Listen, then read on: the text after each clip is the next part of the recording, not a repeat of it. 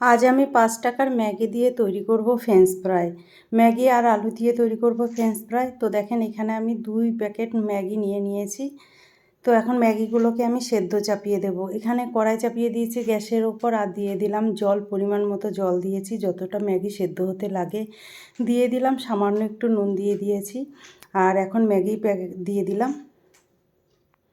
তারপরে ম্যাগি সেদ্ধ হতে থাকে, এখানে উল্টে পাল্টে একটু সেদ্ধ করে নেব ভালো করে। তো দেখেন ম্যাগি কিন্তু সেদ্ধ হয়ে গেছে। ম্যাগিকে কিন্তু ভাঙা যাবে না, যেরকম আছে সেরকমই রাখতে হবে। জল ঝরিয়ে সামান্য একটু তেল দিয়ে আমি রেখে দিলাম। তারপরে দেখেন এইখানে একটা বড় সাইজের আলু নিয়ে নিয়েছি। এই ফ্রেঞ্চ ফ্রাইটা বানানোর জন্য একটু বড় সাইজের আলু নিতে হবে, তাহলে বেশ ভালো হয়। তো আলুটা দেখেন ভালো করে খোসা ছাড়িয়ে নিয়ে নিয়েছি। খোসা ছাড়ানোর পরে একটু ভালো করে প্রথমে পরিষ্কার করে ধুয়ে নিয়েছি। আর এখন দেখেন একটু মোটা মোটা করে স্লাইস করে নিচ্ছি। এইভাবে মোটা মোটা করে স্লাইস করে নিচ্ছি, যেইভাবে ফ্রেঞ্চ ফ্রাই কাটা হয় ঠিক সেইভাবে স্লাইস করে নিলাম। আর এখন আমি এখানে দেখেন কেটে নিচ্ছি, ফ্রেঞ্চ ফ্রাই হিসেবে কেটে নিলাম। দেখেন এইভাবে কেটে নিচ্ছি, একটু মোটা মোটা করে কেটে নিচ্ছি। মোটা মোটা করে কাটলে কি হয়, খেতে কিন্তু খুব ভালো লাগে। আর যেহেতু এটা ভাজা হয়, তো দেখেন আমার কাটা হয়ে গেছে, কেটে ভালো করে পরিষ্কার করে ধুয়ে নিয়ে নিয়েছি। এখন এইগুলোকে আমি সেদ্ধ চাপিয়ে দেব। কড়াইতে আবারও জল দিয়ে দিলাম আলু আর নুন দিয়ে একটু ভালো করে ভাপিয়ে নেব। একদম সেদ্ধ করা যাবে না, কিন্তু হালকা ভাপিয়ে নিতে হবে। এখানে একটা প্লেট নিয়েছি, প্লেটের মধ্যে দিয়ে দিলাম রসুন থেতো করা। 4-5 কোয়া রসুনকে আমি থেতো করে নিয়েছি। আর দিয়ে দিলাম ঝাল লঙ্কার গুঁড়ো আর গরম মশলা গুঁড়ো, দিয়ে দিলাম ব্ল্যাক পেপার বা গোলমরিচের গুঁড়ো। আর এখানে দিয়ে দিয়েছি দেখেন ম্যাগি মশলা। 2 প্যাকেট ম্যাগি নিয়েছি, তো 2 প্যাকেট মশলা নিলাম। দিয়ে এইটাকে কিন্তু ভালো করে মিশিয়ে নিতে হবে। এইখানে কিন্তু এক্সট্রা আর কোনো নুন ব্যবহার করা যাবে না, যেহেতু মশলার মধ্যে নুন দেওয়া আছে, তো সেই জন্য আমি আর নুন দিলাম না। তো দেখেন মশলা ভালো করে মাখা হয়ে গেছে।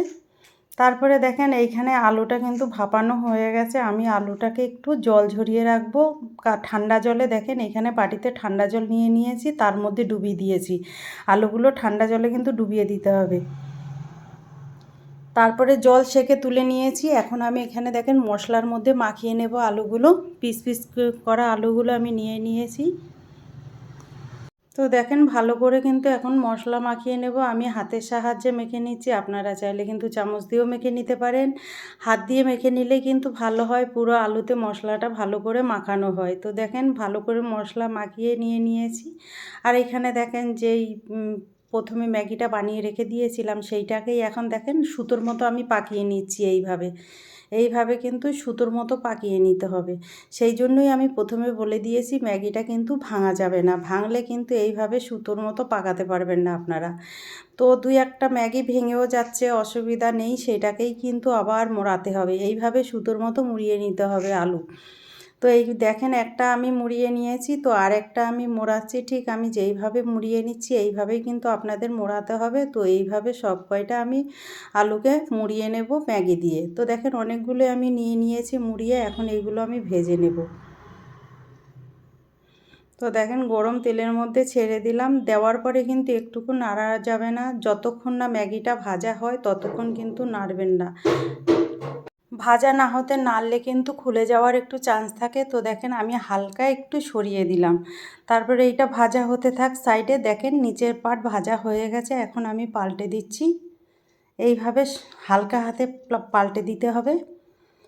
তো এইভাবে কিন্তু লাল লাল করে ভেজে নিতে হবে। আর দেখেন ম্যাগি ভাজার পরে কিন্তু খুব মুচমুচে হয় খেতে, আর এই রেসিপিটা খেতেও কিন্তু খুব ভালো লাগে, চটপটে।